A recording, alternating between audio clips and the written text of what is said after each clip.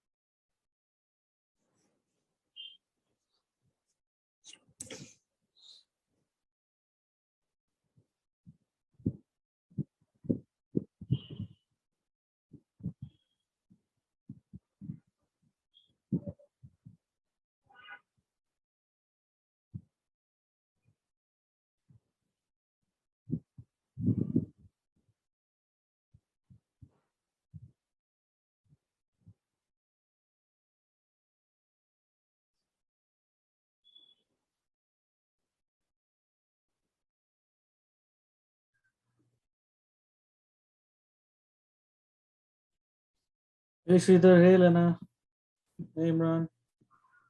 Hi. So we can start Imran. Are you with us? Hi, Sumit.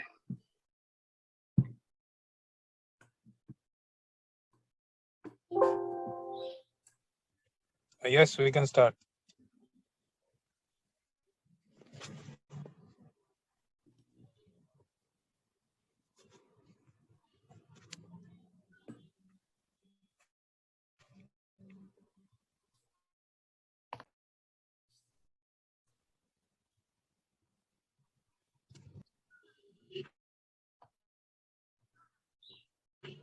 Or do you want to give 5 minutes for grace? Up to you guys.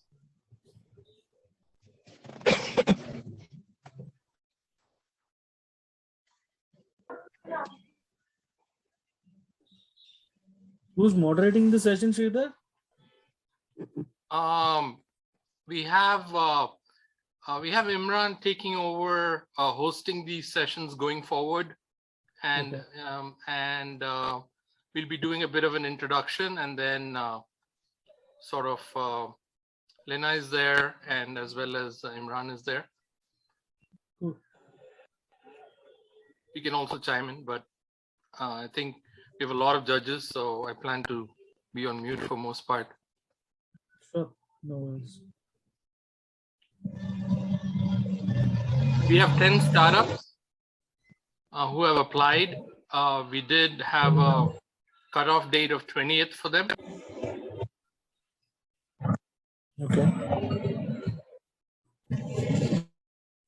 So there were few who applied after the 20th, and they've been put on hold for the next session. Okay.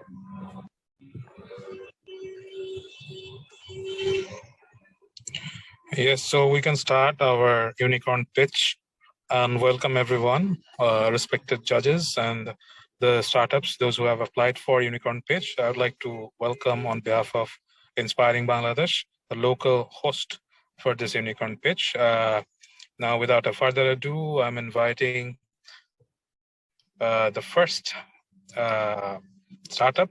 It was TDL accordingly. So you can take your preparation to pitch. It will be a 3 minutes long pitch. So you can start. We will counting the time after you start. Thank you. So Imran, I'm so sorry. So I think we can start from judging introductions. So we will start our judges. We have different judges from different part of the world. So we will go one by one.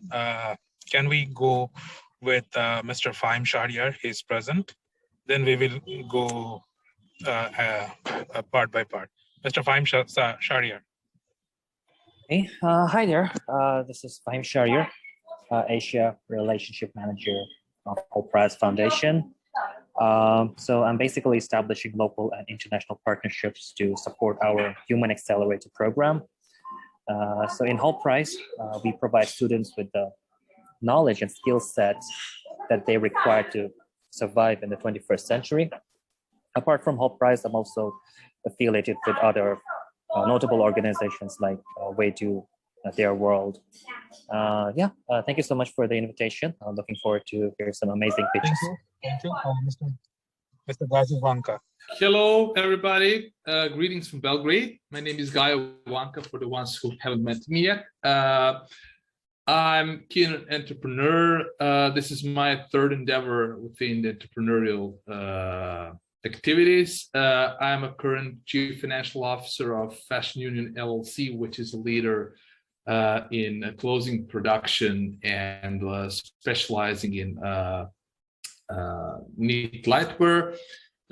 We are generally exporting oriented company. We export to Western Europe, to Eastern Europe, to Asia, unfortunately not to Africa, but hopefully one day we're going to do it as well. In parallel, I serve as a Chief Operating Officer of fintech enterprise, which is focused on investment management platform, and we are seeking various investors. So I passed all the stages from access to finance to mentorship to negotiating with angelic investors as well. And of course, I'm a representative of a group of investors from the South, East, and Eastern Europe who are always interested to support various interesting projects, especially the startups who have the innovation component. So aside of my employment, I'm a current chief executive officer of Serbian Management Association, which is a think tank and non-for-profit organization. We generally are. Do you hear me? Okay. Yes. Okay, I'm closing my my speech for the moment, and we are a think tank in terms of attracting foreign direct investment for the region, organizing various business forums and events in terms on compliance, entrepreneurship, on management development, and so on. So that would be pretty much what I do. Thank you. Thank you, Gayo, Vanka. It's nice having you. Next is Mr. Sumit Datta, all the way from India. Sumit, I hope you're hearing us. Very much. Hello, good afternoon, and good morning to rest of the people across the globe who've come today. Now, I represent multiple forums, and I've been part of Startup.network since the time they launched in India, Bangalore. I've been there in their two of their events. I primarily engage into mentoring startups as well as taking their deals towards investors across India and overseas. I am part of DueDash, which is Germany-based investor platform, as well as currently I'm engaged with NASCOM, wherein I'm mobilizing startup ecosystem for a particular state in India, which is bordering Bangladesh, which is Tripura. And we are mobilizing a lot of startups, tech and non-tech as well. And in my personal interest, I do run a venture for social impact into the bamboo segment, empowering rural artisans with bamboo artisans and stuff. And that's about it from my end. Please go ahead with the others. Thank you. Thank you, Sumit. It's nice having you. Now I'll go to Mr. Pavel Sarwar from Malaysia. Hello, everyone. Good afternoon from Malaysia. I'm Pavel Sarwar, and I am a tech entrepreneur and educator. So I have been actively engaged in the entrepreneurship, public service innovation, and tech education, and also the community development. My 8 years journey already have left the active footprints in different national and international organizations.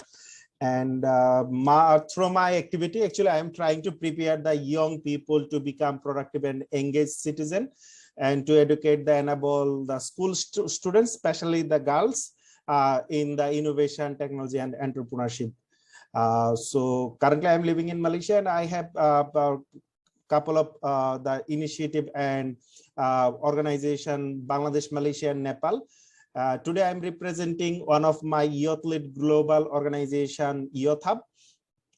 Youth Hub is a global youth-led organization. We are registered currently in 3 countries, Bangladesh, Malaysia, and Nepal, and we are working in 17 countries so far.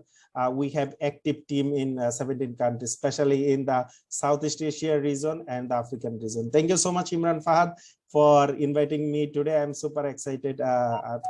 Today will be a great pitch session from the participants. Thank you so much once again. To all the honorable judges, please check your email so that a mail has been sent with all the instructions and the guidelines how you will cast your vote when it comes to pitching. So please check. By this time, we'll move forward to Mr. Faiz Ahmed for his introduction. Mr. Faiz Ahmed. Hello, Imran Bhai. Hello, everyone. Good afternoon. This is Faiz Ahmed. I'm working as an investment manager at Startup Bangladesh Limited. Startup Bangladesh Limited is the first ever government-sponsored venture capital fund in Bangladesh. And we have been investing in seed and growth stage startups, and we have been supporting the startups through mentorship, strategic support. So yeah, that's quite of us. Looking forward to the pitches, and it's been a pleasure meeting you all. Thank you. Now we'll move to Mr. Yeah, thank you. Now we'll move to Mr. Lamia Hafiz.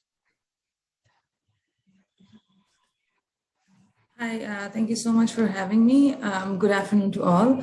My name is Lamia Hafiz, and I lead a community of inspiring socially and environmentally conscious entrepreneurs at Impact Hub Dhaka. At Impact Hub Dhaka, we support startups to build better businesses, design impactful solutions, and to reimagine the future. Impact Hub Dhaka is basically a subsidiary of YY Ventures Limited that incubates, supports, and invests into social businesses. Very excited to be here today, and best of luck to all the teams. Thank you. Thank you. The next is Miss Ellen Salima for Better Stories Limited.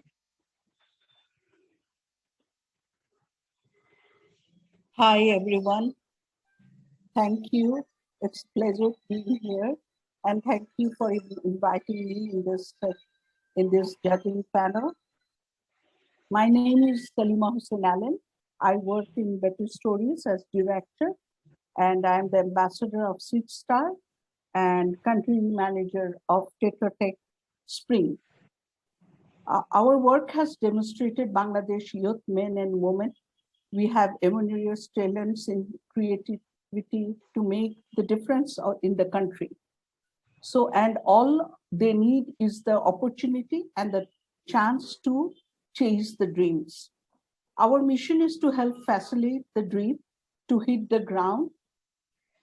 And my mission is to help facilitate the dream to hit the ground and running. Apart from that, works that woman empowerment, we are working for that also. So thank you again for having me here. So over to you, and thank you, Imran Fahad.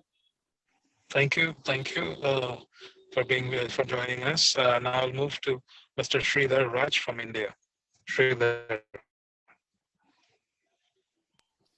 Thanks, Imran. And hello, everyone. Welcome to the show. Thanks for joining us. Thanks for applying. Thanks for being part of this inaugural event. Really glad to have found the network to make this happen, and glad that Imran could host and take this forward. Really excited about launching this in Bangladesh. Been part of Startup Network for a while. That relationship led us to a conversation to pick up from where, due to some unfortunate event, Bangladesh Angels president couldn't host this. Really happy to make this arrangement and make it happen. I have some experience with startups, particularly how not to start up, I guess. I run a B2B platform called Billion Cart, which is in the early stages, working on business-to-business trade. We focus on a few verticals, and we are evaluating those opportunities at this point in time. Other than that, I'm generally involved in the startup space in some form or the other. Looking forward to the pitches and looking forward to partnering with all of you. Thank you for being here. And we're looking forward. And please check your email with all the instruction. And do let me know if anyone don't receive their email yet. Now, next is Mr. Rizwan from Microsoft. Hello, everybody. Thank you so much. Good afternoon, everyone. My name is Rizwan Rahman. I'm working at Microsoft as a senior technical lead and as well as escalation engineer. And basically, we have I'm also the mentor of a program at Microsoft. It's called Microsoft for Startups. Previously, it's called BizSpark program. There are almost all the startups in the South Asia applied for some mentorship and some help from the Microsoft, and I'm one of them who are helping the startups and newcomers as a mentor. So so thank you so much, everyone, and I'm looking forward to the next, and wish you all the best. Thank you. Thank you. Now, Ms. Farah Zabin Mouli. Hello, good afternoon. I'm Farah. I'm working as an investment manager at Muslin Capital Limited. So we have launched our venture capital fund and we have already invested into promising startups. So I'm looking for more promising ventures. So hoping to find some very good projects today. So best of luck to all the teams and thank you. Awesome, awesome. Now, Mr. Robiul Islam. Hello, everyone. This is Robiul Islam. I work as an investment analyst in BD Venture Limited. And we have so far invested in several seed level and growth level startups. And recently we have got our exit as well from one of the startups. And today I'm looking forward to meeting with some of the entrepreneurs who is capable of solving big problems. So good luck to all of you. Awesome. And thank you everyone for inviting me. Awesome. Just to for the housekeeping purpose, like Miss Ellen Salima and Mr. Robiul Islam didn't receive any email, right? Anyone else? So among the judges, if someone hasn't received an email and if you are signed on to the portal, it'll be in the email with which you're signed on to the Startup Network portal. I think that is critical. Okay. So I have got the email with the voting link, but here Imran Fahad was mentioning about the detailed instruction with an email. So I was expecting another email. So maybe, but I have got the voting link. Okay, so so what will happen is it will go to the landing page, and under each startup, if you are a judge, okay, that's that. Okay, totally understood. Okay, under each startup, if you're the judge, you'll see a number. The numeric value of 5 is the highest, and you can, until the closure, you can change that number on review until the closure of the event. Great. So I guess we have done with all the introduction of our judges. Anyone missed out? If not, then we will start with the pitching. I guess we're done. So let's start our pitching with the startup number 1. If I'm not wrong, the startup name is Sheba Ghar, right? Yes, thank you so much. I'm Tanzil Ahmed from Sheba Ghar Limited. Actually, I have to get the permission to share my screen. Okay, you will be given the permission, but it's a 3 minutes long pitch. After that, we will go for Q&A. So please allow Sheba Ghar to present or share their screen in the Zoom link. Okay. Okay, your time starts now. Okay. Can everybody see my screen? Yeah. Yes. Yes, we can. Okay, thank you so much. I'm Tanzil Ahmed, CEO and co-founder of Sheba Ghar Limited. I'm very glad to having me here in front of the honorable judges and the entrepreneurs and the guests. Our project is Sheba Ghar. The slogan of our project is behind the project is meet the doctor from home. So our plan is every patient can meet the doctor from his or her home. On what problem we are actually working in our country, there has we detected 3 main major problems. Number 1, quality full doctors. Number 2, unauthorized medications, and number 3, complex handwriting in the prescription. Quality full doctor means in rural areas there is no experience or quality full or senior doctors to get the consultation instantly for the patients. Number 2 is, as patients are not getting quality full doctors instantly in the rural areas, they're going to pharmacy and take unauthorized medication, what becomes a very big problem for their health. Number 3 is complex handwriting. This is, to be honest, doctors' handwriting is very much complicated to understand by a patient. So we are also trying to solve this problem by our Sheba Ghar app. So what solutions we bring in here to solve this problem?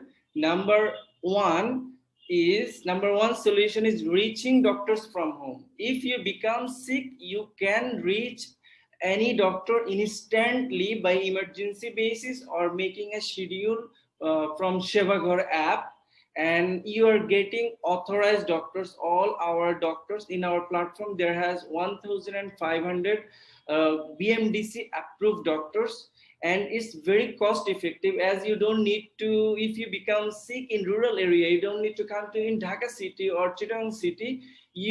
So you don't have expense of vehicles, transportations, or you don't need to waste your time. So it's very cost effective if you meet a doctor from your home. And number 4 solution is we are giving digital prescriptions. That is very easy. A doctor can make a digital prescription by 1 minute from our Shevaghar app. How does 30 seconds left.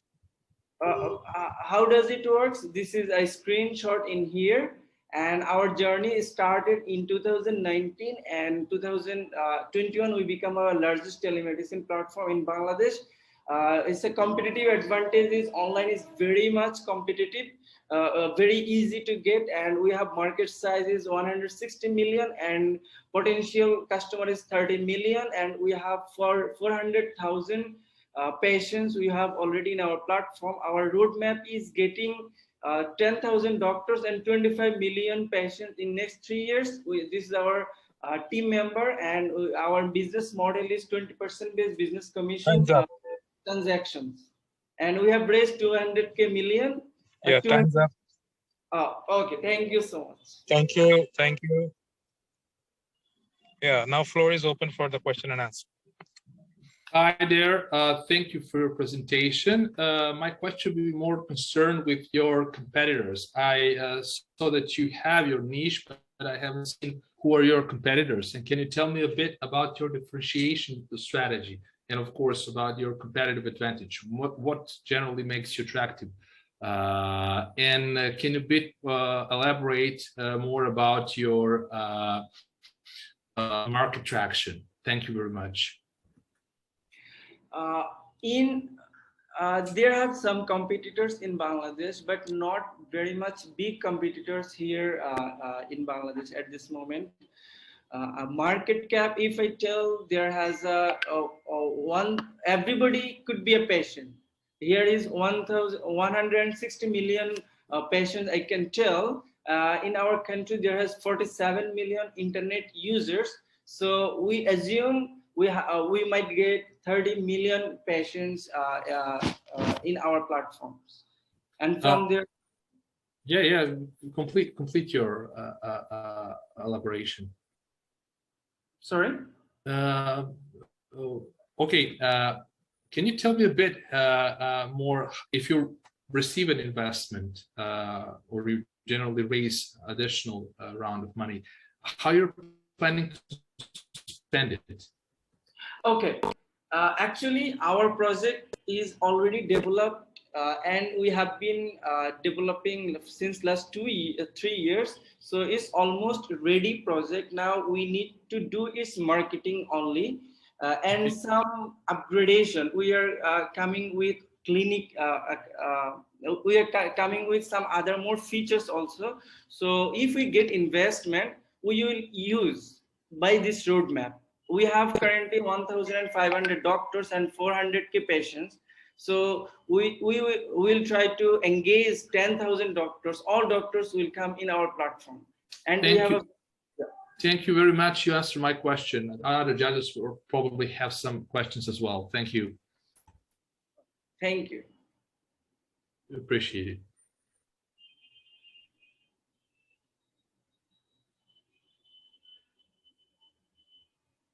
Is there any questions or?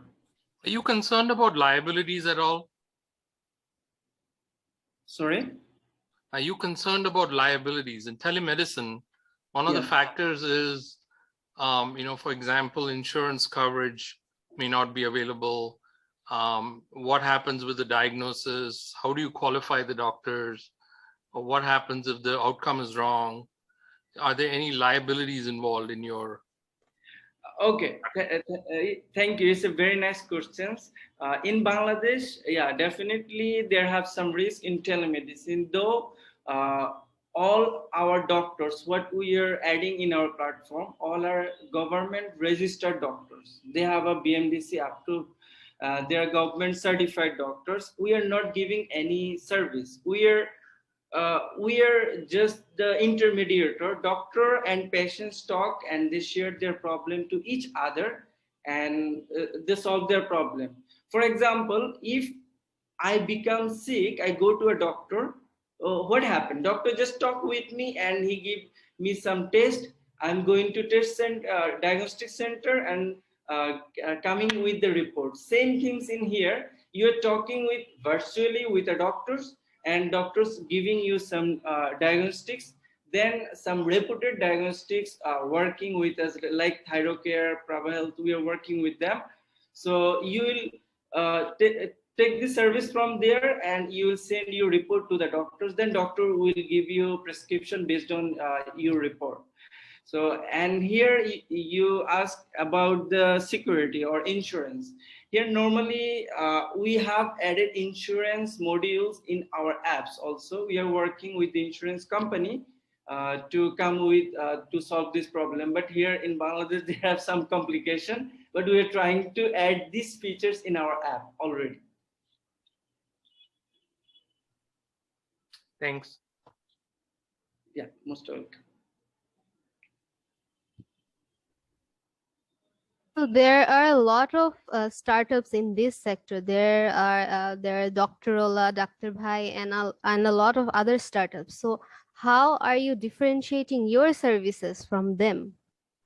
Okay, thank How you, are ma'am. you going to compete with them? Yeah, thank you, ma'am.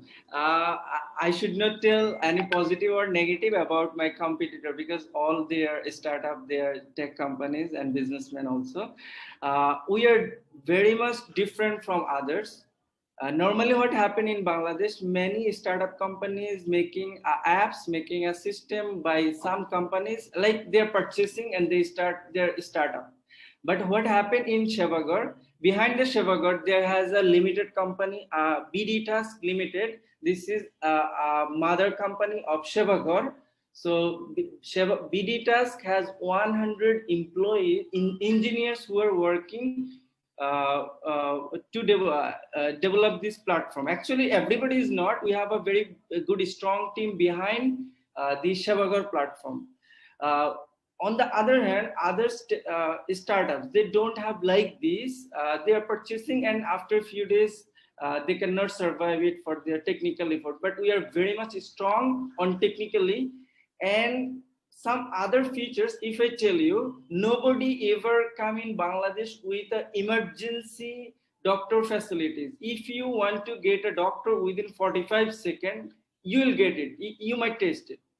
But no other competitor, other companies are doing. Everybody, what they are doing, they are trying to sell the subscriptions or packages. But Bangladeshi people, they are not too much used to it, that they don't trust like this. They're looking for, if I become sick, I'll go to a doctor. I will make an appointment. I will show it. I will meet a doctor. They don't want to waste the money. But we are different from them, and in here. And also we have a blood bank facilities. We have here diagnostic services. We have here ambulance services. If anybody check our app, I believe we are very much different from others. And others, most important thing is chatting and video calling system. This is also developed by our in-house development team. Normally, other companies purchase the that is also our. So I can tell you very much technologically strong.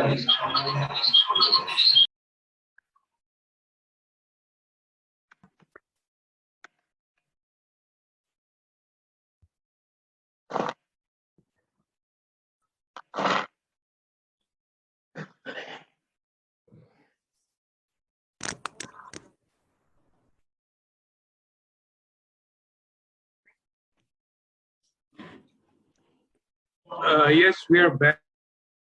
due to technical difficulties, we got logged out. Now we can start.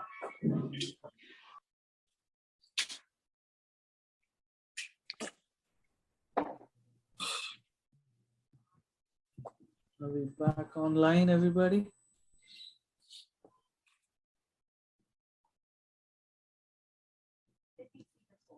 Let me call Sridhar. Yes, we can start the meeting.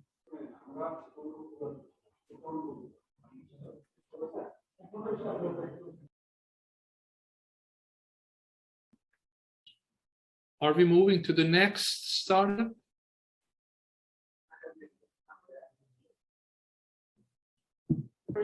Yes, next startup, startup 2, Onno. Onno, please start your, get ready with your pitching.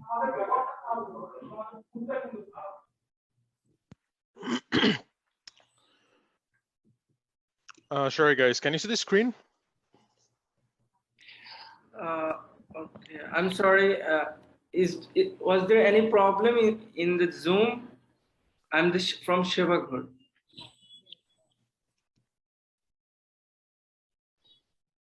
We'll request Imran Bhai to answer this question from Sheba. As far as I'm concerned, I see your pitch deck. I'm in the first page of it. Oh, no, we had a question from Sheba Ghor. I have a question. Was there any problem in my Zoom, or was there any problem on the screen? I did not able to finish my presentations or questions.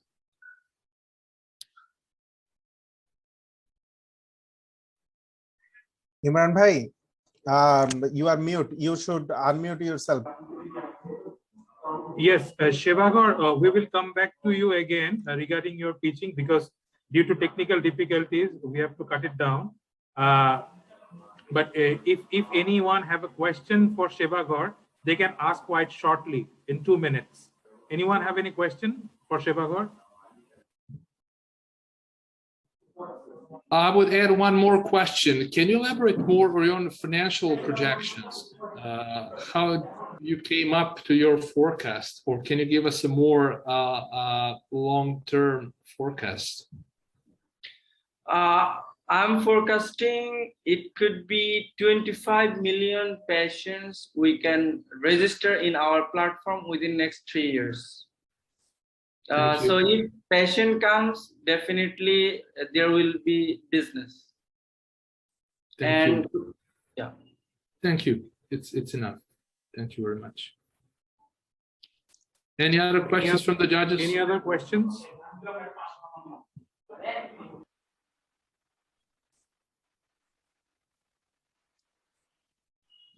Okay, let's continue, guys. So startup number 2, please open your pitch deck and let's start. 3 minutes to go.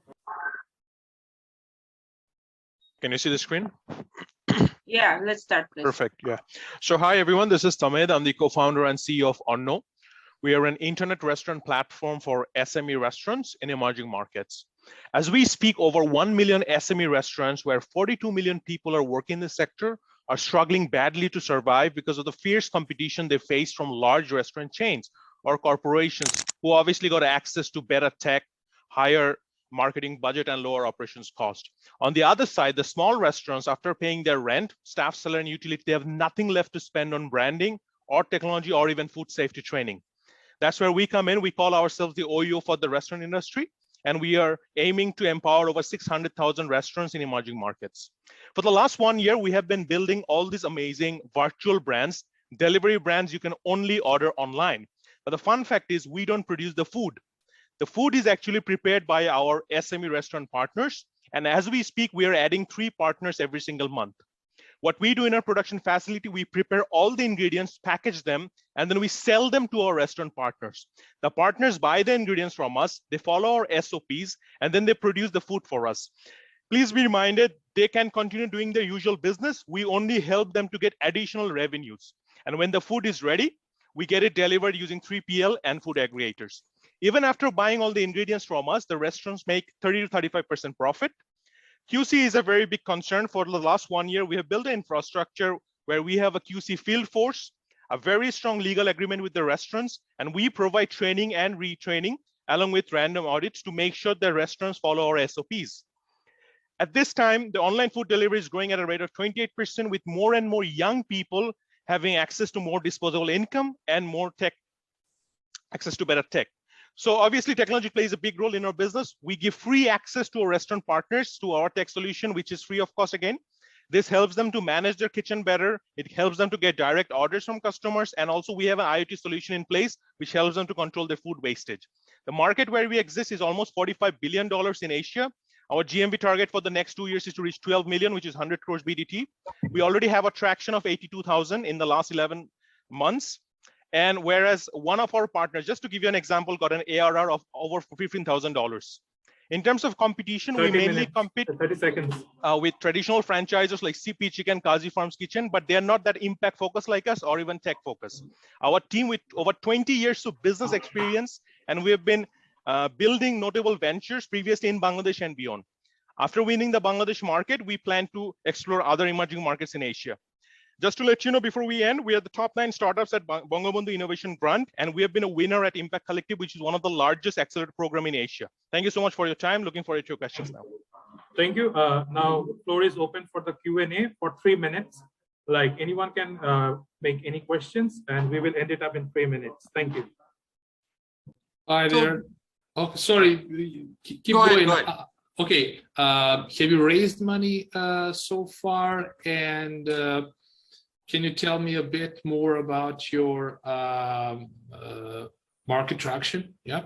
Yeah, so we have raised 150K. So most of them are invested by lead and angel investor, and also we have bootstrapped, and we are raising 250K at this point. And we already have a revenue of over GMV, I would say $80,000 in the last 11 months. We have sold over 65,000 items across 15,000 orders. Thank you. Thank you. No problem. Bye, Shoaib. You're welcome. Hey, David. So I have a question regarding the business model that you have just shared. Now the question I have is like you're turning into a CP of Bangladesh. It's more like that, right? Virtual CP. Honestly, yeah. Virtual CP. Right. Yeah. So you guys will be providing all the ingredients to all the restaurants, and they'll be running their operations from there on, right? Yes, 100%. So, in Bangladesh, we have seen that in the past, like CP has struggled to maintain the quality that they started initially. And you have previously said just a couple of minutes ago, like you guys will be planning for some spot checks and audits, right? Yeah. So is there going to be any kind of like extra payments or penalties if someone who doesn't, continue maintaining the quality and the standards, other things? Because in food business, it's all about, branding and other valuations, right? 100%. So you could answer that. Yeah, sure. So just to sum up the question, whether there will be any penalty when there is a quality issues, 100%. We are, like I said, we have a very strong legal agreement where it is clearly mentioned if on 3 occasions, if we find some QC breach of conduct, I would say, then we cancel we just cancel their terms with us. And then we find another partner next door. Because there's so many abundance of restaurants out there who are struggling to survive. We can just stop the contract with one. We just find another new one. So is it going to be an area based or just like multiple restaurants in one specific area? So what we're doing is 200 to 500 meter is our target. And what we're doing, so for one brand, so we have over 10 brands now. For one brand, there will be one restaurant partners in one particular area of 200 meter or let's say 500 meters. And then we can have another restaurant next door, but they will be doing some other brands. Not the same brand, just to avoid the conflict. Okay, cool. Sorry, I'm on the middle of the road. There are lots of honking going on. No worries. But thanks for the answers. Thank you. Okay, any other question from our judges? Last question, maybe. Hey, am I audible now? Yes. Yeah, Sumit, go ahead. Right. Well, basically, you're a SaaS platform. Correct me if I'm wrong.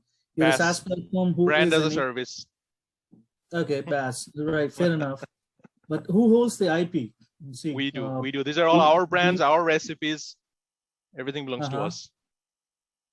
So end of the day, the restaurants or say the cloud kitchens or the suppliers are just manufacturing hubs for you. They don't get credibility for making a good product.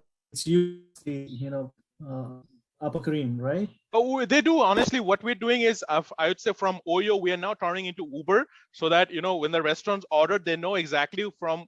Let's say they order one of my brand's wrappo, but who made the wrappo?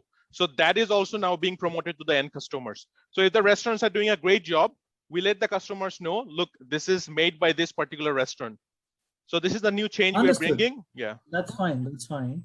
The reason I ask is because today you understand the segment that you're catering to is a very sensitive segment. Indeed. And when you talk about building a brand, you did build a brand that's accepted.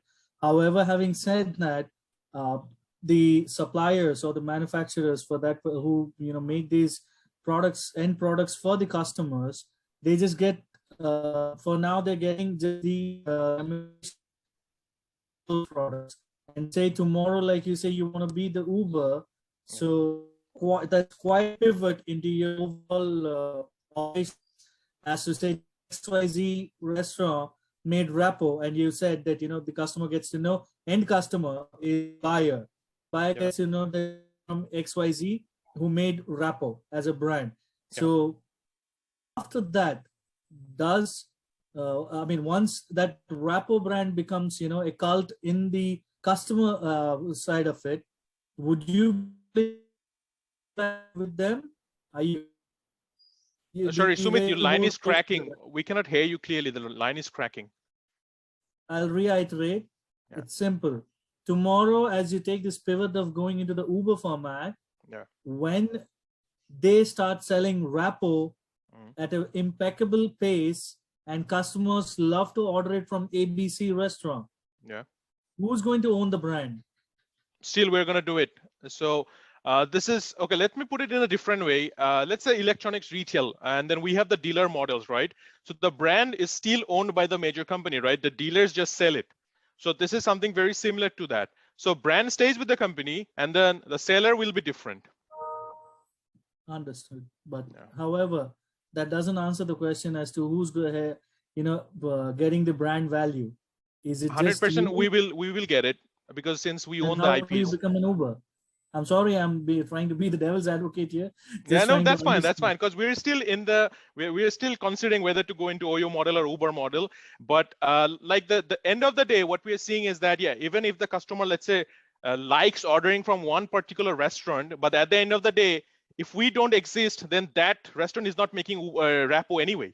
So let's put it that way, right? So without us, that restaurant, they don't have that interface in the platform, let's say Swiggy or Zomato. So the customer has no other option. Like if they really like the wrap, now if that restaurant does not even exist, they have to ideally order from somewhere else. Understood. All right. Thank you for all the questions. Now we'll move to our next startup, Roots Edu. Hello, everyone. Can you see my screen? Yes. Okay. Okay, your time starts now.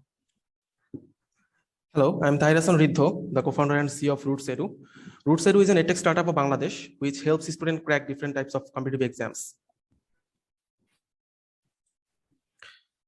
There is an immense competition in different types of competitive exams in Bangladesh, like university entrance tests, job entrance tests, public service entrance tests, and 70% of education students' lifetime expenditure goes behind these types of coaching or private tutors. The number of competitive exam coaches is very much low compared to the demand, and competitive exams need some sort of different types of skill sets to crack this.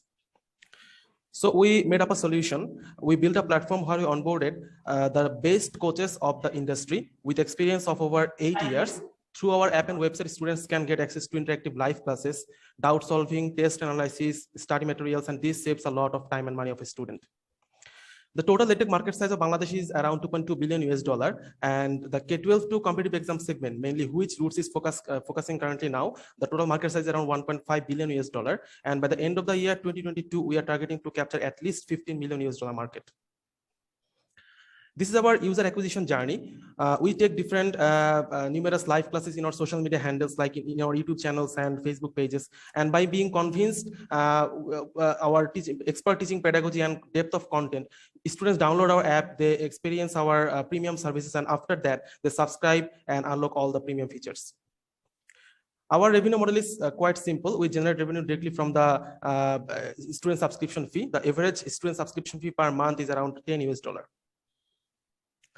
Till that, we have achieved enough traction. Apart from 300K live class minutes in just 1 year and 150K annual recurring revenue, I want to focus 3 core metrics which puts roots ahead of the other competitors. 40% of our paid students have successfully cracked university entrance test this year, and our average watch time per user per paid video is 43 minutes plus, which proves the credibility of our content and teaching pedagogy. And our app, RootsEdu, is the highest rated app in education category Bangladesh region, which is currently rated at 4.9 star. Our next 1 year plan, we have a plan to launch our own live class solution. We are very much close to the MVP, and we are able to drop down the live class platform payment to $1 US per student. We have a plan to launch our AI-based analytics and content recommendation engine. We want to explore more exam categories and onboard more teachers. And by the end of the year, we are targeting to onboard at least 0.1 million paid users in our platform. There are several competitors in the market, but which puts Roots ahead of others? 4 main points. We have a huge and rich content library that will create a high entry barrier, and we are making them with the lowest production cost and minimum time per video possible. We have 8+ years of teaching and administrative experience in the coaching industry. We have a unique business model which empowers our core partners, our teachers, and we have a strong distribution channel connection which covers more than 70% of the educational institutions of Bangladesh. Time's up. Thank you, Ruth. Thank you, everyone. We're open to question for next 3 minutes. Thank you. Hi, guys. Great presentation. Can you talk about how you're managing the quality? Who are the mentors and teachers we have a strong quality who are assurance basically team. conducting those sessions? Yeah. Our quality assurance team and both the teaching teacher team and quality assurance team are from top colleges of Bangladesh, like BUET, Dhaka Medical, Dhaka University, etc. And we have a rigorous teacher recruitment process. Like I said, our competitors don't have this. We have a strong teacher recruitment process. There are 3 steps to we follow 3 steps to onboard any teacher. Like we first check the content depth, we then check the presentation skill, and we check the popularity or acceptability of the content of the teacher. How many teachers have you recruited so far? Currently, 25 teachers are teaching in our platform, and after we launch our live class solution, which will scale our platform very much, and we are targeting to onboard at least 500 teachers by my next 3 months. Gayo Banka, next question. Thank you. First of all, thank you for your thorough presentation. My question will be more focused on, can you elaborate more in terms of financials? How much money, how much of revenue have you generated so far? And can you tell it in a currency like US dollar or euros so I can understand the volume? Currently, our MRR is around $8,000 US, and in last 1 year, 1.5 year, we have achieved 100K plus US dollar. Thank you. Thank you. And if you receive an investment, what is your plan? How are you planning to spend it? We will mainly boost our tech stack. We will launch our live class solution as soon as possible. As I said, our live class solution drops down the per student cost at below $1 US, and we are targeting to onboard more teachers, like 500 teachers in the next 3 months. And as more teachers, we will explore more exam categories, and more teachers that will generate our revenue more. Thank you. Thank you for your answer. Last question from Barish Rabbi. The last question. Thank you. Could you just inform me? Like, I know in Bangladesh, education is one of the biggest industry that you can work on, but right now the market is very saturated, and everyone's struggling with the same problem. There is not enough internet access accessibility among the students that we have over here. So how do you plan to solve that problem? I know you guys are growing at a very rapid pace, but how do you plan to expedite that problem?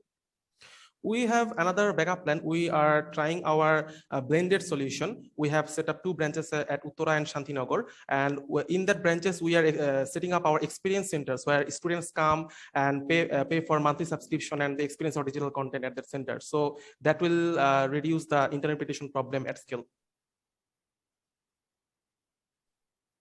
Thank you, Ruth Seju. Our next startup is the Bora. Thank you, everyone. Bora, get ready. 3 minutes for your pitching and next 3 minutes for Q&A.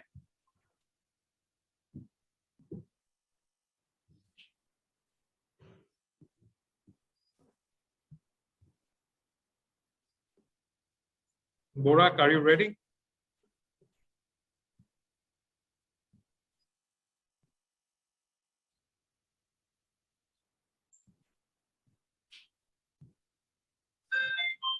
Should we move forward to Shokrio Technologies Limited? Shokrio, you there? Yes, I'm there. Should I? Can you listen to me?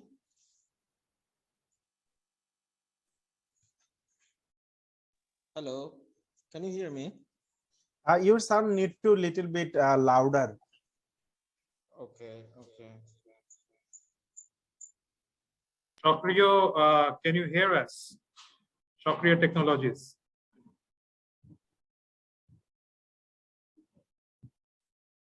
Can you hear me? Yes. Can you hear us? Yes, I can hear you. Thank you. Okay, you just share your presentation and start your pitch.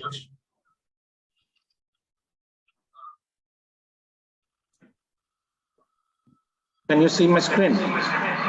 Yes. Okay. So, good afternoon. This is Mobi Chaudhary. Sorry, I'm having some trouble. Okay, so I'm Mobi Chaudhary. I'm the Managing Director of Shokrio Technologies.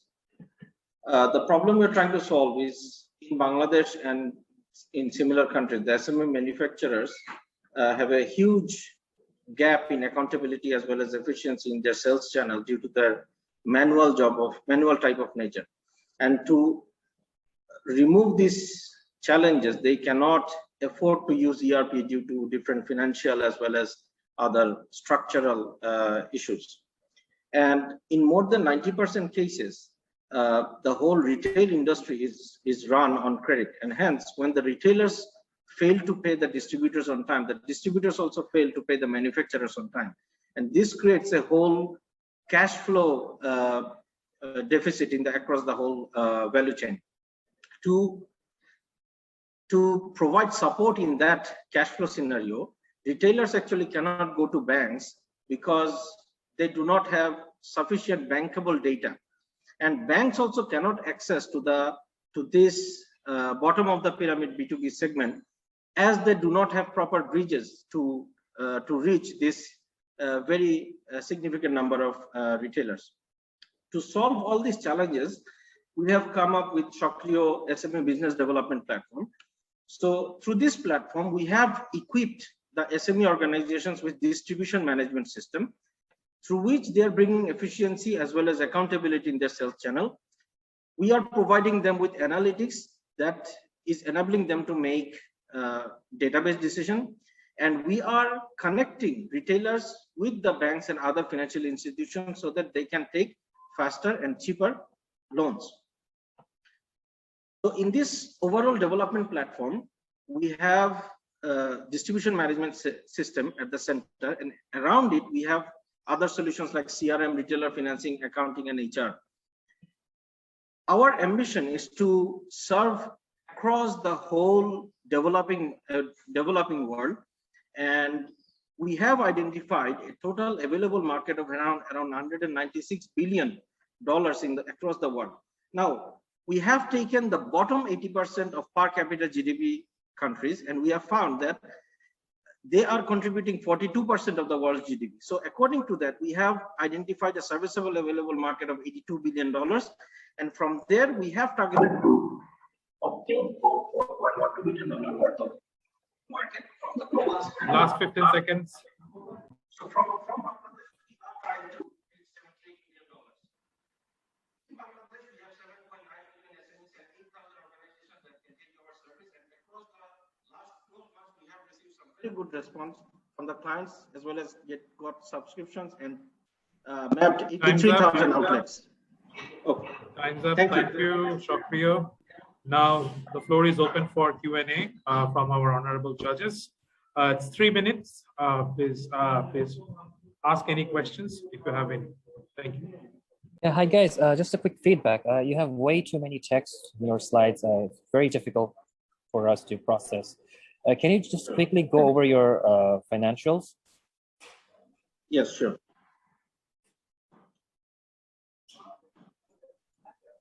So over the last 12 months, we have revenue of $21,000 US, and we have an RPO of 2.02 USD.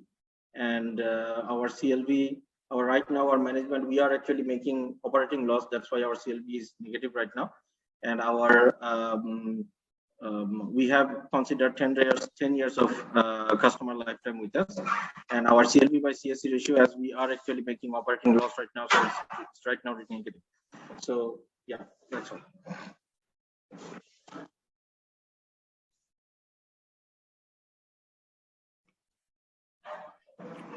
Hi, this is Robiul from BD Venture Limited.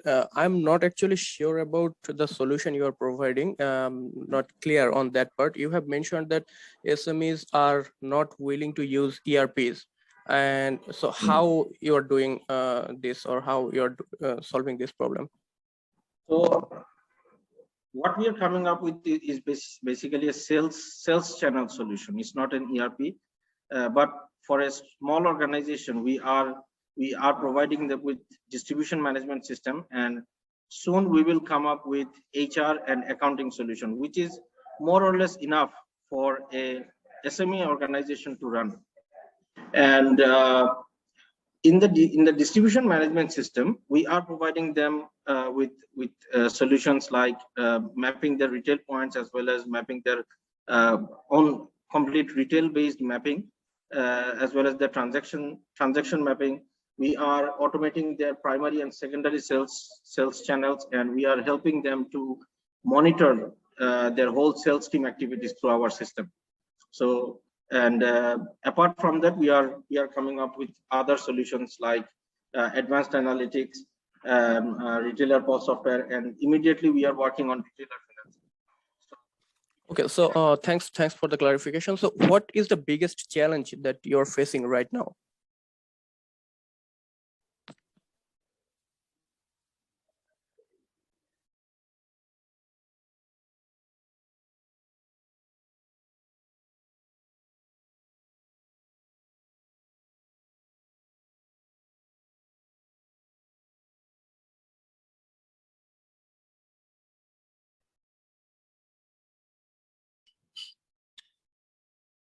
Shakriyo is here.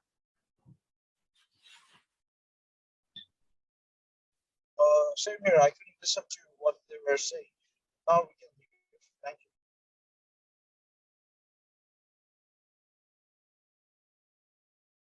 you. Any other questions from the guests, from the judges? Sure. Okay. Could you guys go to the competition slide? I haven't seen that over there.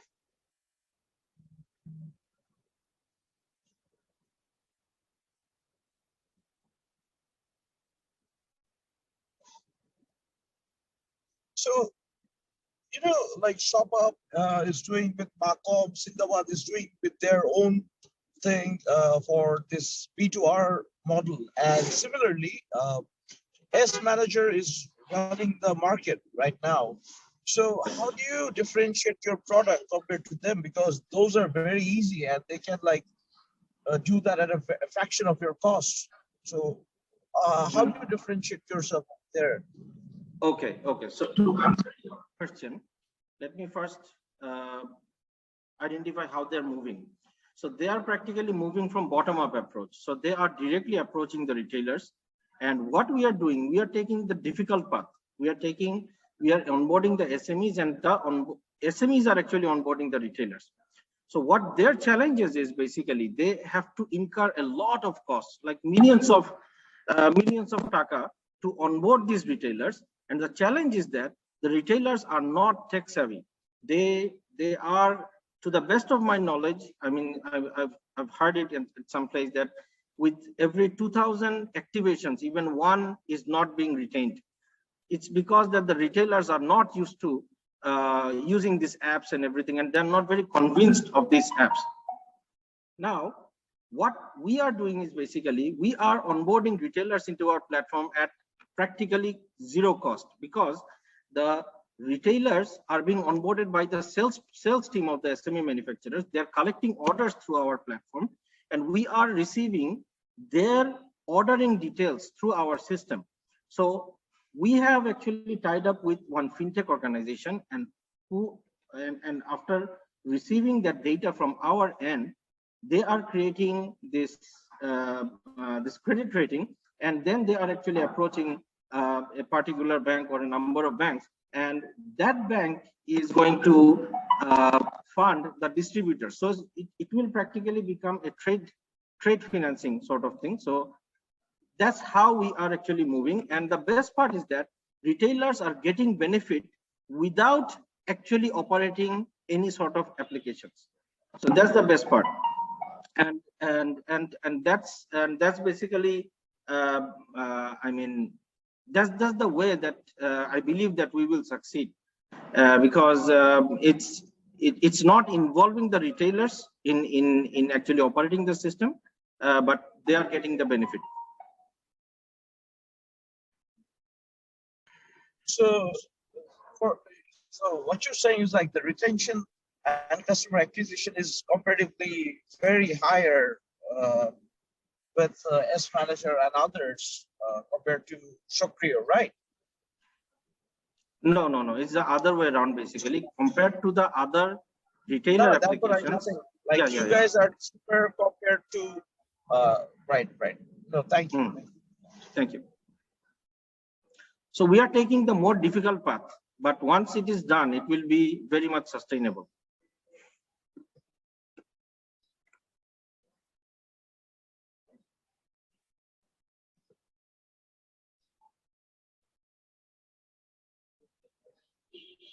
So is there any other question?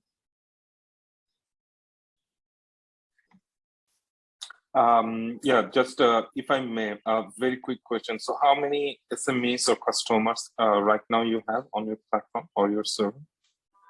We have, as of last month, we have 16, but the best part is that we, so far, over the last 2 weeks, we have actually got green signal from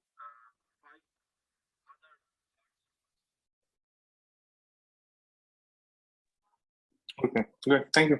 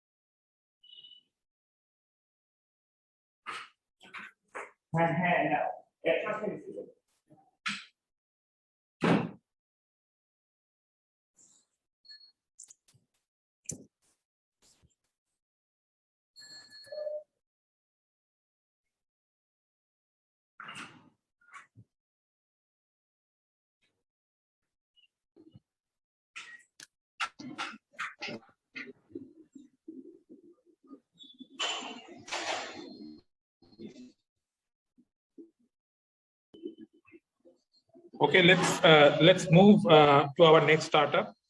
Thank you, Shakir, for your time. Now we are moving to our next startup.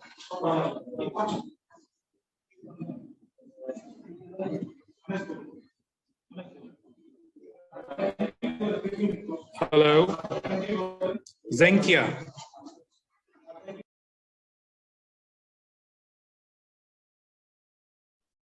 Hello. Yes, can you hear me? Yes, please share your screen and start your presentation. Yeah, sure.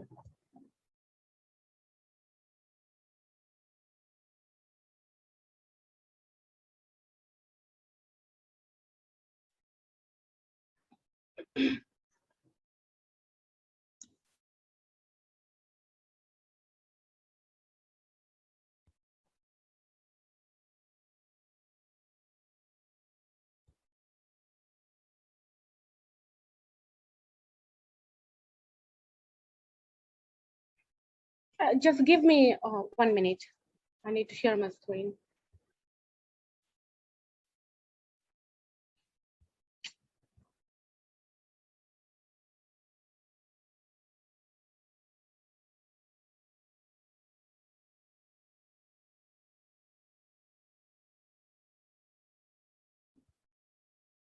Yes, I'm not finding the way to share the screen.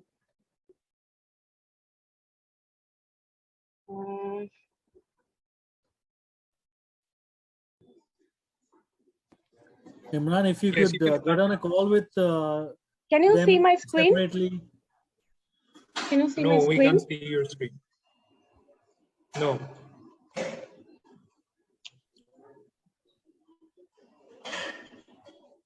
We can't see your screen.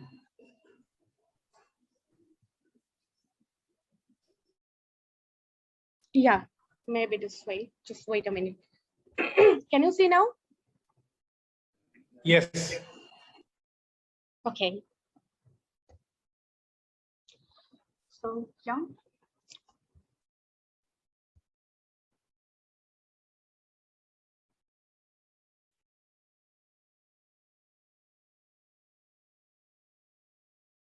Okay. Hello, I'm Munira Hussain, co-founder of Zenkia. It is a technology startup trying to bridge the gap between in-store and online shopping experience. Since the advent of e-commerce in the late 90s, online shopping has one of the most popular online activities worldwide. However, it only accounts for around 18% of global retail sales. One of the factors hindering the growth of e-commerce is that the customers always wants to try the product of their interest before the online purchase.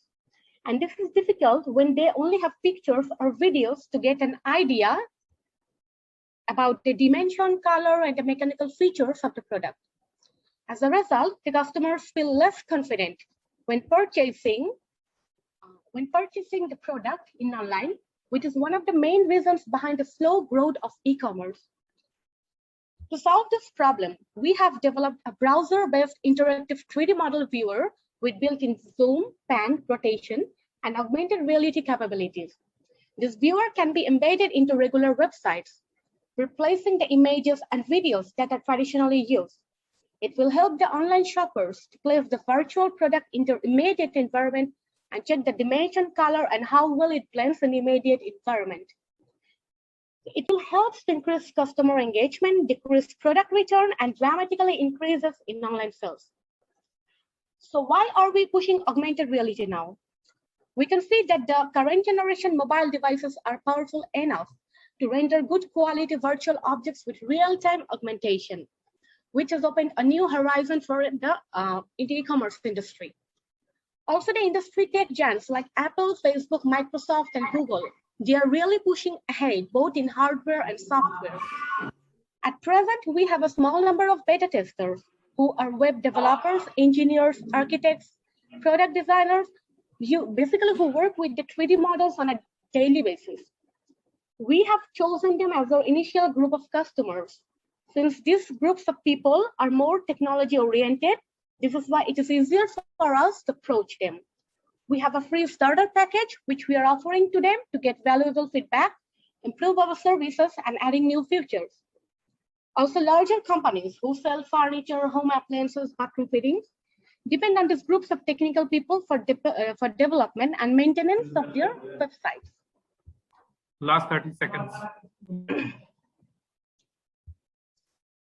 Okay, so we believe that through our initial beta tester, we will be able to reach these companies who are selling the button fittings and home appliances, and in future expand our market.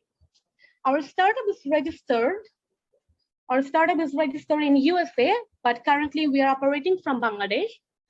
We already get free credits from Amazon Web Services, which we are spending to run our services for our beta testers. At present, we are bootstrapping, and we are two founders. I'm the non-technical founder. Thank you, Zenkia, for your presentation. Thank you. Now, floor is open for Q&A. Thank you.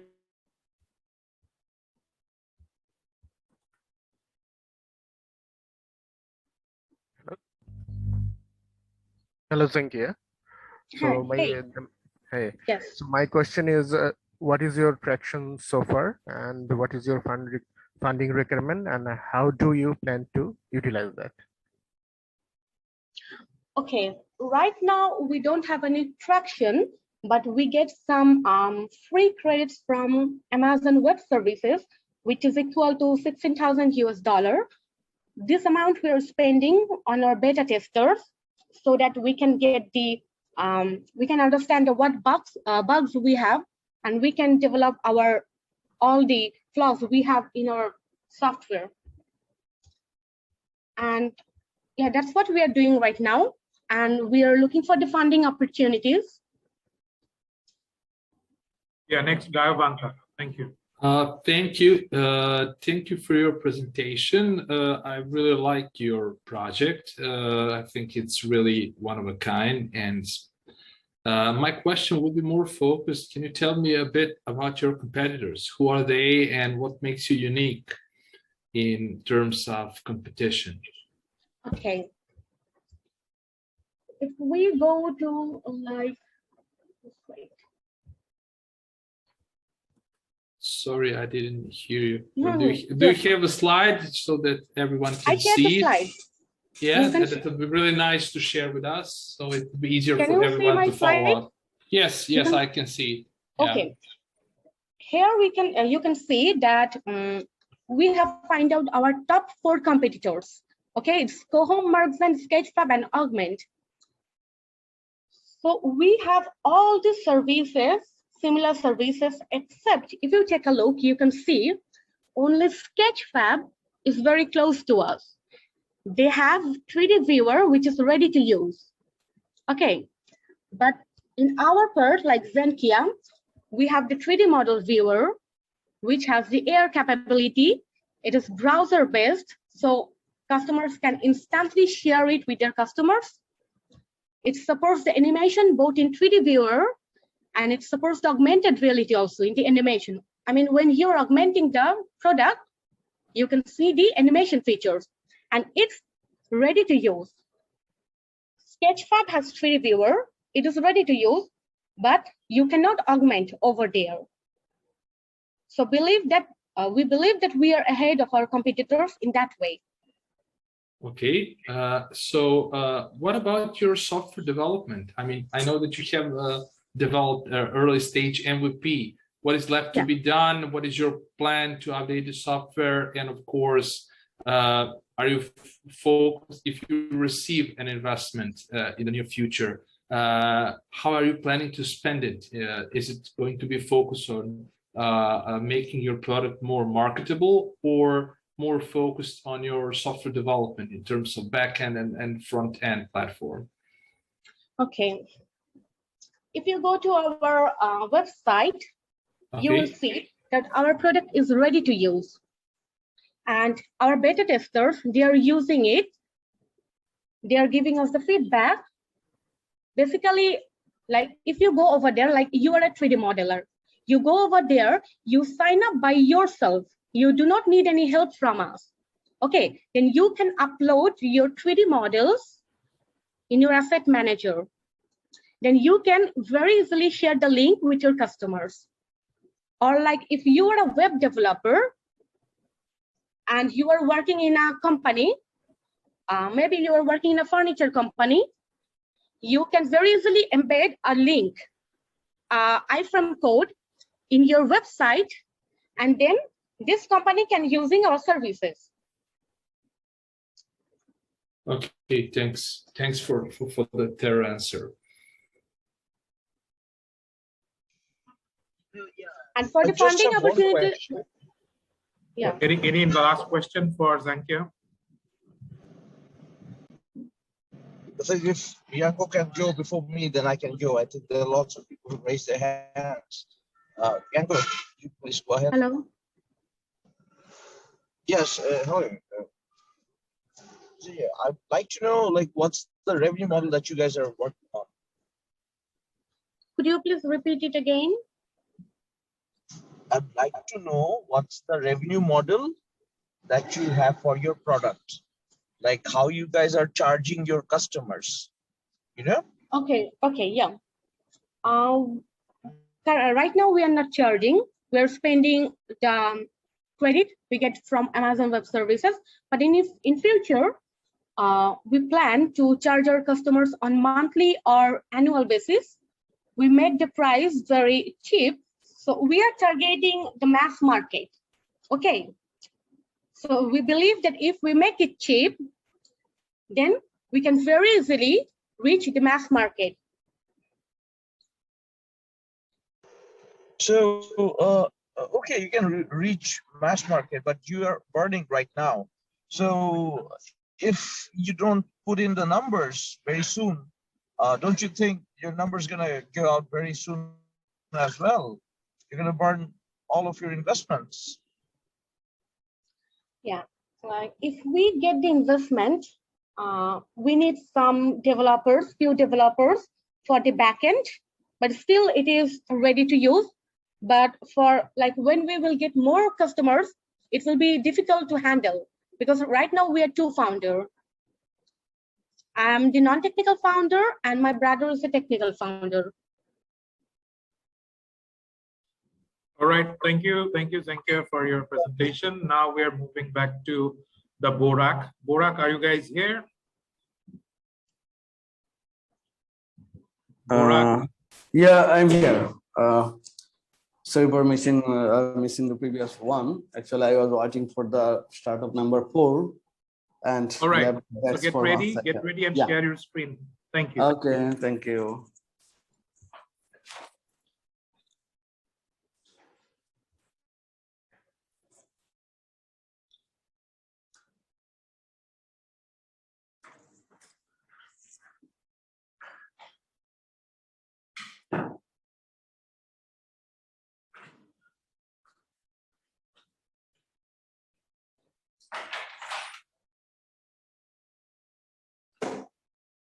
Hello.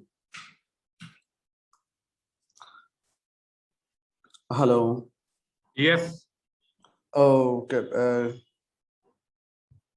I guess your time starts now. Yeah. Okay. So, did you able to see my screen? Yes, loud. Okay. Thanks a lot. Then 1 minute. I'm just trying to on my video, but.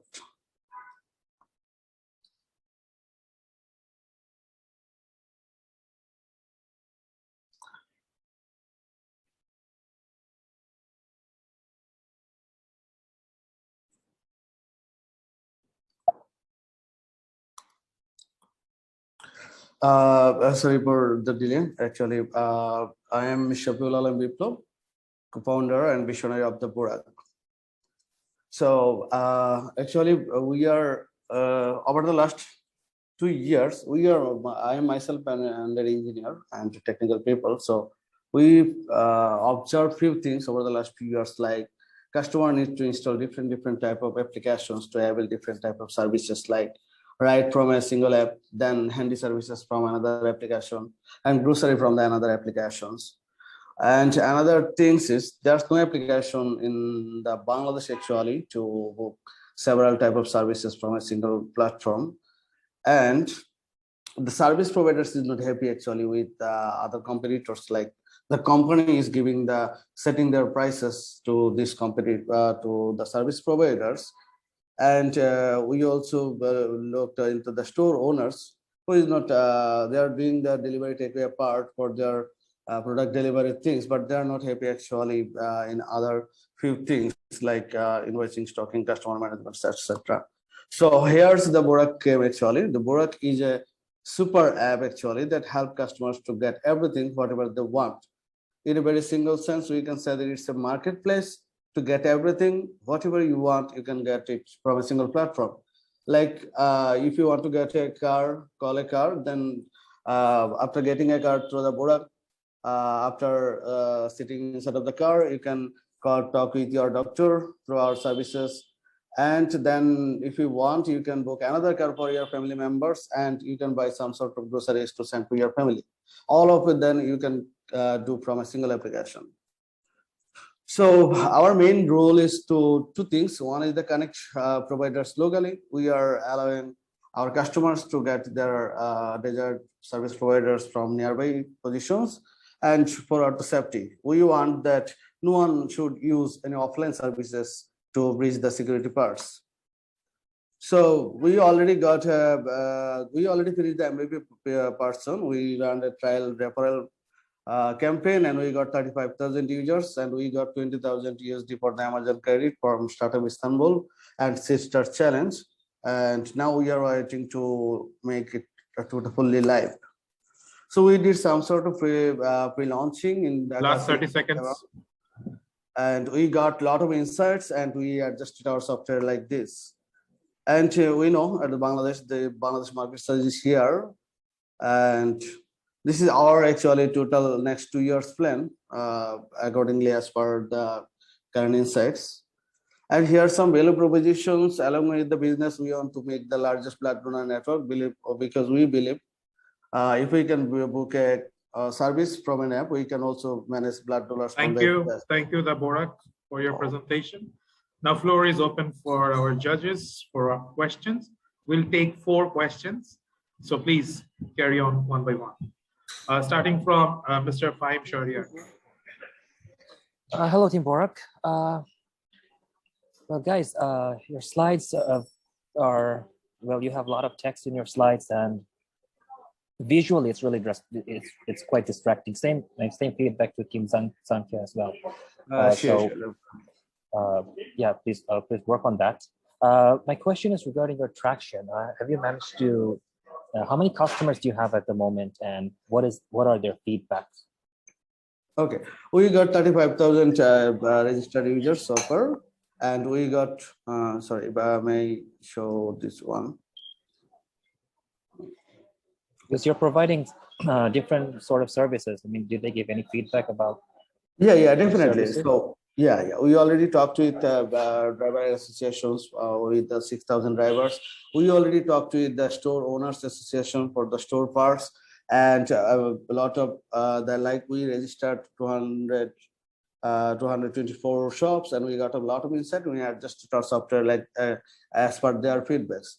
So now if we want to tell about the revenue model, I mean the business model, based on their feedback and our idea, we provide those business monthly subscription fee for service providers and stores, because they never want to do the commission. They are not happy with the commissioning things.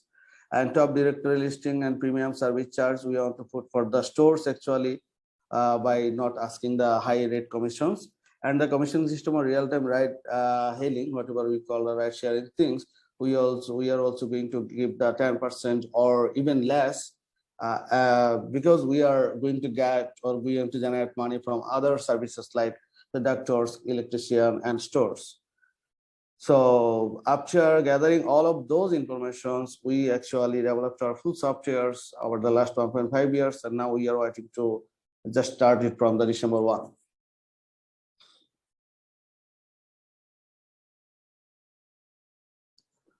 Next question, Rabiul Islam, any question?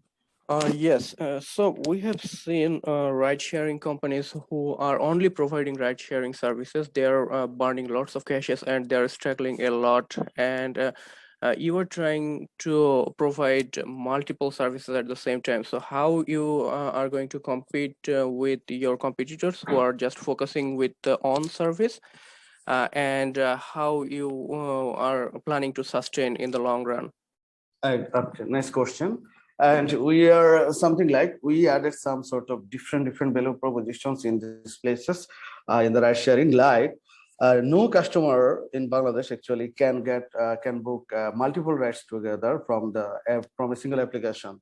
We provided this one from our application, and we also got some sort of insights from the drivers when they accept a request, like they want to see the destination, they want to see the price, they want to see the pricing model, I mean price, the payment methods, and then they want to take the decide whether they will take the call or not, request or not.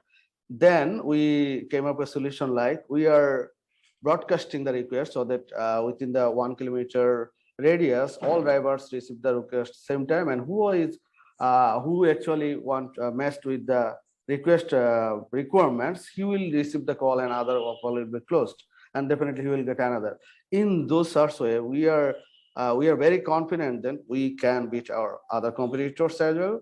And our another big goal is to create our own network by making 500 local entrepreneurs throughout the Bangladesh, and we already set up 3 entrepreneurs in 3 different Thana. So we can definitely offer a competitive price actually, because we are getting revenue from other sections which other competitors can provide in this current situation. And we are aiming to get the digital payment systems, I mean the PSP license, to provide a unique wallet system so that all of our subscribers can pay from their own wallet, so that, and in this way definitely we can engage. We are getting our drivers as a customer also. In this way, we are getting the number of more customers, and this is also another our KPI to increase or a fundraise in future. Thank you. Thank you very much. Thank you. Any more questions? Yes, Then we are. Yes. I would ask them one question. Thanks for the presentation. Yeah, please. Very short. No. Okay. What I haven't seen, I saw that you have registered users, how many service providers you have. Can you tell us how much revenue have you generated so far? And additional question would be, did you get any value or support through your acceleration program within the Startup Istanbul acceleration in terms of financial support and mentorship? Thank you. Oh, okay.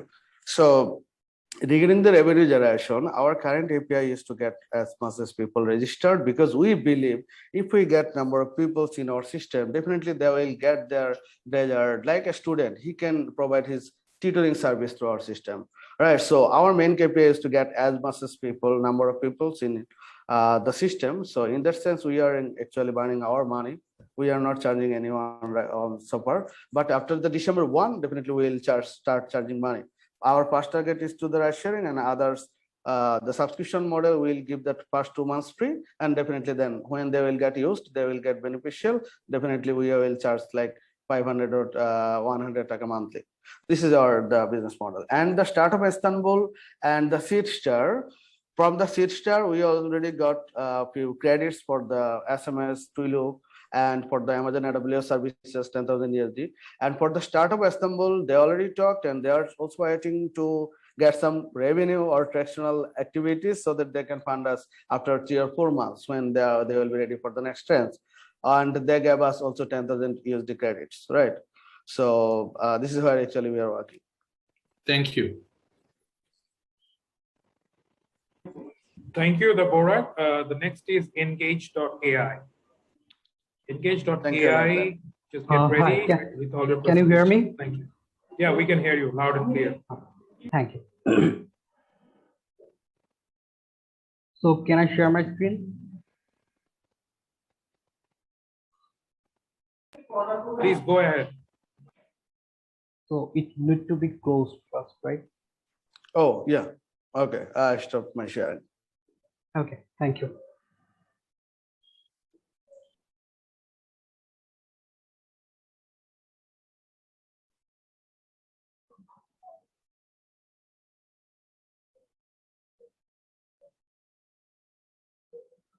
Hi, good evening. It's Ratu, CEO and co-founder of Engage.AI. There is a big problem regarding restaurants, bakeries, and pastry shop industry in Bangladesh. This industry is missing 25 crore in their revenue every single day, just because of their sole dependency on food delivery platforms. So, to avoid this huge commission, many restaurant owners and cloud kitchen owners are trying to take order through phone call and messaging with their clients and delivering by themselves their order. But this order taking method is cumbersome, tiresome, and it's not possible to scale this process. So here's our solution: SaaS-based solution to drive sales direct from social media. There is two modules. One is online order and payment management, and an AI-powered chatbot to accelerate the sales. As you know, almost every restaurant in Bangladesh has a Facebook page, and they are also spending for Facebook marketing to attract more and more customers, right? So even 30% of the online customer is willing to get their things done by just only messaging. That's why we choose Facebook as our first platform to start Engage.AI. The idea is simple: sell there for your customers. There are 60,000 restaurants in Bangladesh and around 30,000 pastry shop and bakeries in Bangladesh, which result in 2,400 crores annual recurring revenue for Engage.AI. So for revenue model, Engage.AI is a B2B SaaS. We charge subscription fee for to use our service. The subscription fee vary from 2,000 to 3,500 taka per month. The pricing also depends on how many branches the restaurant has. So we have launched our Engage.AI in July 2021. Till then, we have 150 restaurants onboarded to Engage.AI. 30 of them have started to pay. On the restaurant side, there are 2,500 orders have been taken place, and the total amount earned by the restaurants. The total amount earned by the restaurants is 20 lakhs. Our current MRR is 40,500. So our main target, our ultimate target, is to provide 360 software solution for the restaurant on a modular basis as a SaaS. So our main competitor is ChatGPT, a Philippine-based company. They are doing exactly the same what we are doing here. And our thank you, Engage.AI for your presentation. Now floor is open for Q&A. Go ahead, honorable judges.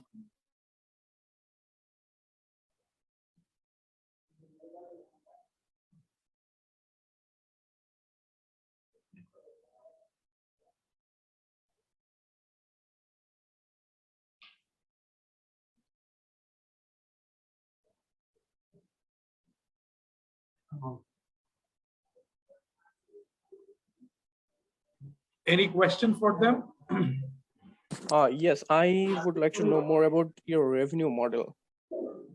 Our revenue model is SaaS. We charge restaurants monthly subscription fee of Engage.AI. Okay, so that's great. And so how much you are charging per month, and how much revenue you have generated so far? So there are two modules. One is chatbot, the auto reply stuff, managing the query of a Facebook page of a restaurant, which comes from the customer. It's NLP enabled. So its charge is 2,000 per month, and the order taking module, which charge is 2,000 per month. And if any restaurant takes the two modules, the pricing will be 3,500, and the other branches of a restaurant will be charged half of the main price. That's Okay, our got it. revenue So, number. what is your total revenue so far? Our last MRR in this November is 43,500. We got traction from. Okay, great. Thanks. I got it. Guys, can you quickly tell me about your competitors? Who's your biggest competitor in Bangladesh, and how are you providing different services there? There is actually the only direct competitor in this domain is ChatGPT. They are doing exactly the same thing we are doing here in Philippines. So it's actually e-commerce. They are doing the same thing for e-commerce and restaurant. So they are our main competitor. And in local market, the food delivery companies are our indirect competitor. Actually, we don't compete with them. We'd like to go align with them. So as you know, we don't provide delivery logistics. We'd like to work with Pathao Parcel or Pandago, which are just delivering stuff. We'd like to collaborate with them for our delivery logistics. So here is our indirect competitors, the food delivery companies in local market like Foodpanda, Hanginaki, Shohoj, and there are some other companies, Studio, Munchies, Hoppers, Buy Here and Now. There are our indirect competitors. Does it clear your question, sir? Kinda, but yeah, thanks for answering. Thank you, Engage.ai, for your presentation. Our last startup is PayDirect. PayDirect, are you guys ready? Please share your screen. Yeah, we're ready.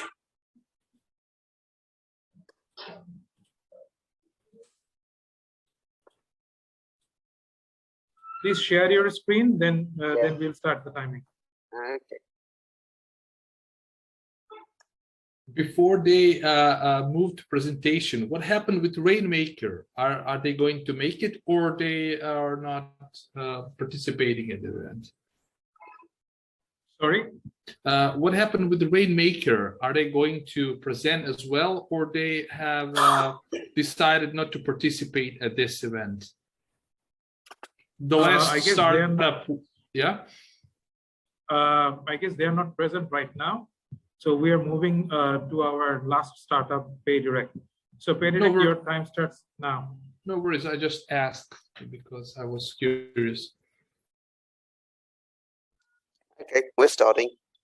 Thank you. Thanks for the opportunity. Good afternoon, everyone.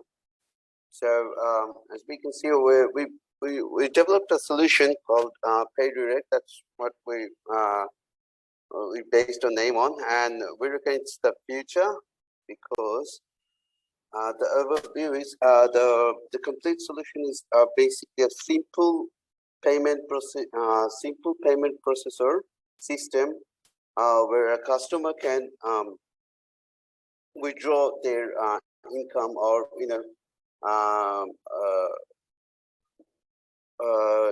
income from like the popular payment process like PayPal, and they can withdraw Bangladesh Taka, convert their payment into Bangladesh Taka and withdraw it from our solution. Yeah. So this is a simple stats from the Information and Communication Technology Division of Bangladesh, ICT. The registered freelancers are 650,000 registered freelancers, and the active freelancers are 500,000. So the annual income our freelancers are earning from abroad is around 100 million US dollars, right? So what we are providing that a freelancer or user can register to our system. They can open an account, and then they can withdraw their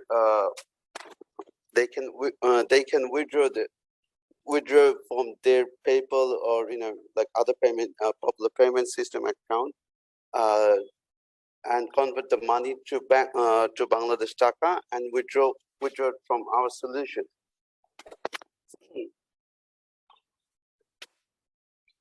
So we'll be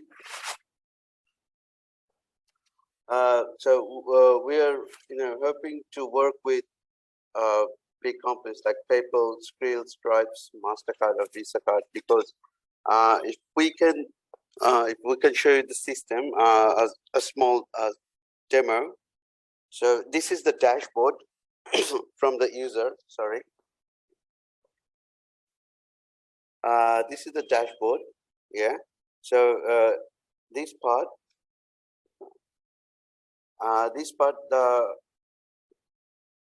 the freelancer can register their the payment system with their with the account like PayPal and NetWeather, and they can simply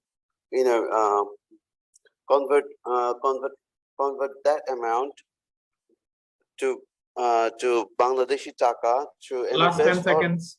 From the bank.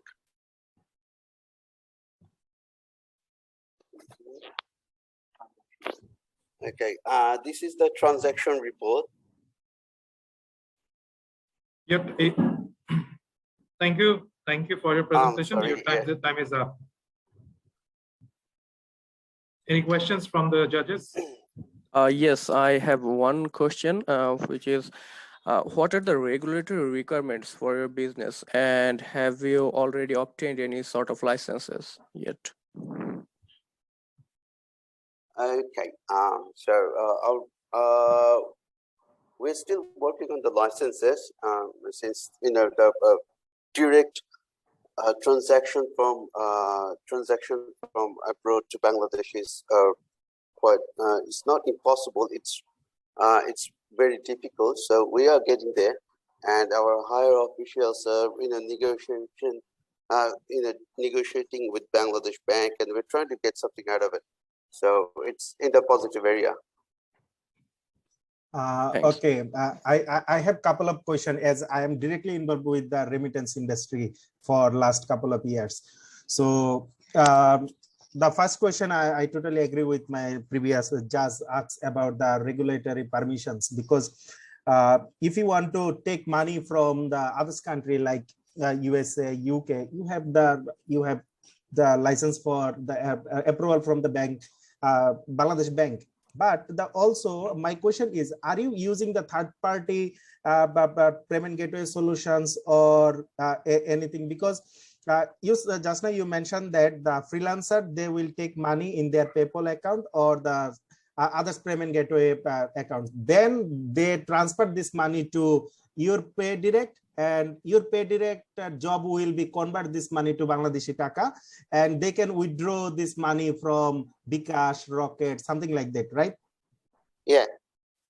So if this question is yes, so my second question is, what about your plan for the security? As you know, in Bangladesh happen so many the financial scam, not only in the Bangladesh, now globally it's happening. As I mentioned earlier, that I'm directly involved in the remittance industry and also the fintech industry. So what is your the policy for ensuring the security? Why people will choose you? Because the freelancer, they can get money through directly from the different national banks in Bangladesh, and if a freelancer receive any money from out of the country, they are getting 2%, and some bank also giving them the 1% extra, so that they are getting 3% benefits from their remittance. So what is the unique feature why people would like to select PayDirect? What do you think? Okay, thank you, Mr. Sarwar. It's a great question, yeah. But the thing is, first of all, the freelancers cannot receive their PayPal money directly, right? So as you mentioned, they're getting the remittance. Yeah, they are getting remittance. Like if let's say I'm a freelancer, yeah. So one of my cousins or my brothers living in Canada, or let's say like Italy. So if I have a PayPal account, my brother or my cousin is accessing the PayPal account. He's withdrawing money from the PayPal account, then he's sending me the remittance. Yeah. So the transaction fees are there are some transaction fees there, and if I don't have anyone outside in Bangladesh and I want to receive my PayPal money, so what happens there is the scenario is they're doing the hundi, what we call it hundi. It's illegal way to getting money in Bangladesh. At PayDirect, our mother company is Venture Solutions. Yeah, so we are working with banks. We're providing banking solutions. So we do have proper knowledge about the remittance and this kind of thing. Yeah, and we will take the government help, and we will seek government regulation and all this stuff to be like nationalized and to be how do you say it, like we will work legally, I guess, to ensure that the security of the freelancers' money will come to at their end safely. Okay, next question, Guy Vakar. Hi there. Really interesting topic. My question would be more concerned, as you have mentioned that you have developed, you're in the stage of the beta phase.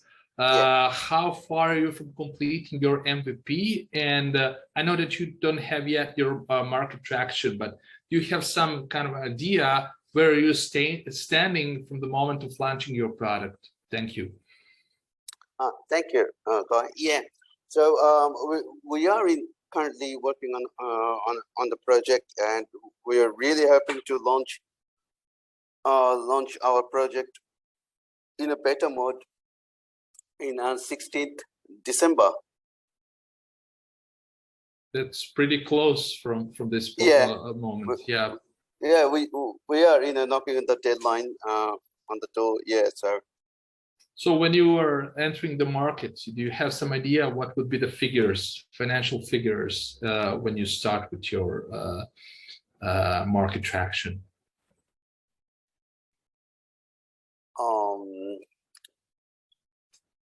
Do you have some financial forecast, or you're still in the process of developing it?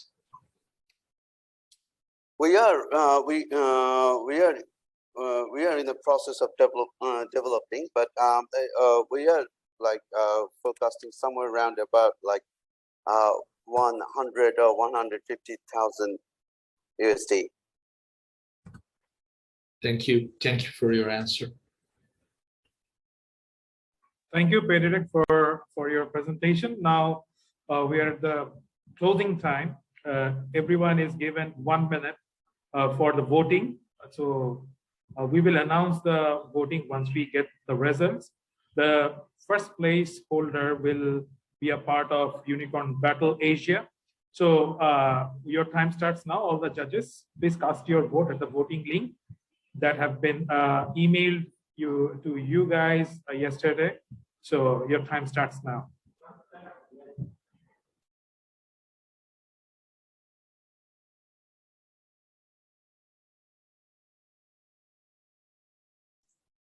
Okay, but I have one question. What about the Griho? Sorry? Griho, startup Griho. Yeah. Griho and what? Rainmaker, right? They didn't present.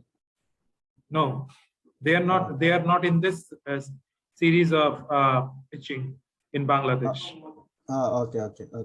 They're India based. They're in India based pitching round. Thank you. All right.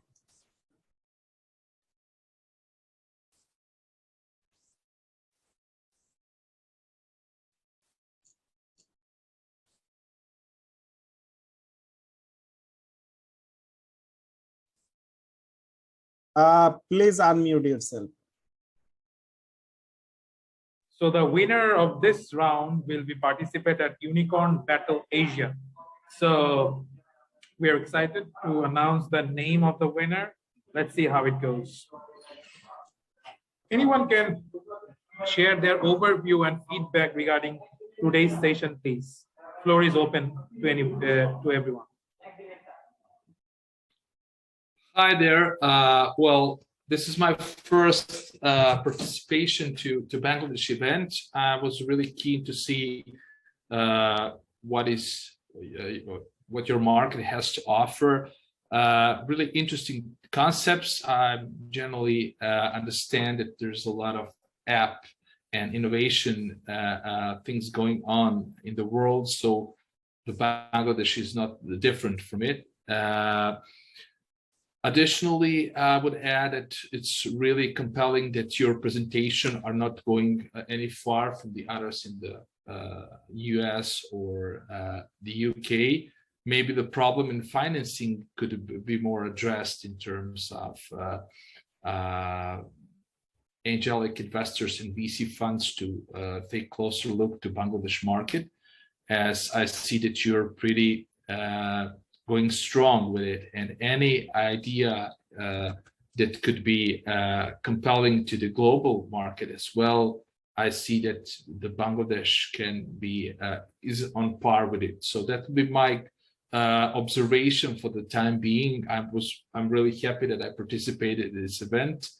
Really interesting concepts. I don't know if I can say which startup before Imran says who is the winner is my favorite, but at least the ones who have artificial intelligence application, transactions in terms of subscription fees, and of course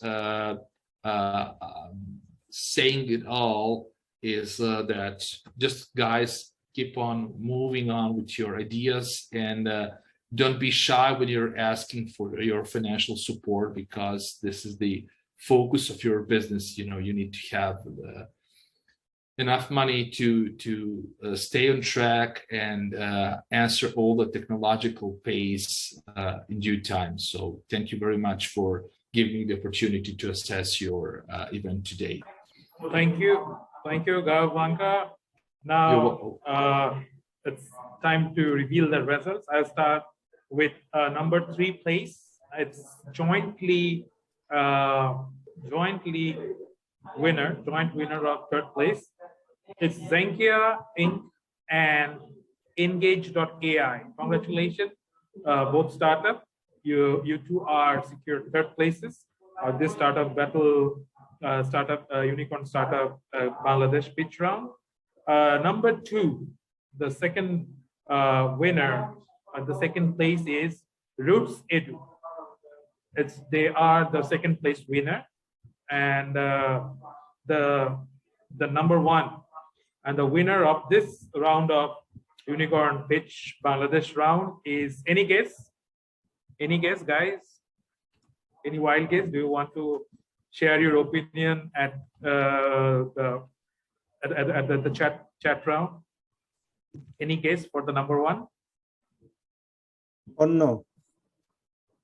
All right. So the winner is Onno with 4,182 points. Congratulations, Onno, for securing the 1st place. You guys will be in the Unicorn Pitches Asia Battle, Unicorn Battle Asia. So congratulations to Onno, and now we are coming to the end of this session. Now I'm inviting Mr. Sridhar from India for his closing remarks. Hello. Hi guys. Yeah, Sridhar. So for an inaugural session, I thought that wasn't too bad. Glad that 8 out of 10 startups showed up and put their best foot forward. So it is a pretty difficult choice to make when you have a binary option in front of you almost. So everyone did pretty good. I thought it was a fairly diverse set of solutions that we talked about today. You didn't see a lot of overlap, so that's good. So they're all solving unique problems, very local to start off with. A couple of them had a global focus, which is also pretty good to know that they're keeping an eye out on the global markets and their potential. So I thought overall it went pretty good. Sorry about some of the technical glitches. This was an inaugural session, so our apologies for any hiccups. And we look forward to having you all back and participating regularly on an ongoing basis. I'm based in Bangalore, so I was just asked to help out. To me, I would just like to say a couple of things. One is, I don't know how many of you are aware of the fact that Bangladesh is a standing example of gender parity and gender participation, higher gender participation in the workforce, which is a key reason for its GDP growth and its economy, which is booming. The startup world or the universe in Bangladesh is where I would think India was 15 years ago. So I think this is a great time to be a part of it now. And with the tech abilities that are available, the resources that are available, and with so many tech-driven solutions being part of the startup world, I think it makes a lot of sense for us to be part of this journey this early on and see what the next decade or so brings. So again, thank you very much. So those are two key points. One is that it's very early, very nascent stage that we are looking at this community with a microscope on. And we're also should be very aware that it's a standing example of diverse gender participation, and also the kind of workforce that that stands for hard work and building out a great economy. So kudos to you all, and I look forward to building more bridges. Thank you. Thank you, everyone, for joining with us, and hope to see you guys soon in our upcoming engagement on startups. Till then, good day. Goodbye. All the best to the winner and all other participants in this and other endeavors. I certainly hope that we are going to continue collaboration in the future as well. Greetings from Belgrade to you all. Bye-bye. Thank you, guys. Thank you. Bye-bye. Bye. Bye.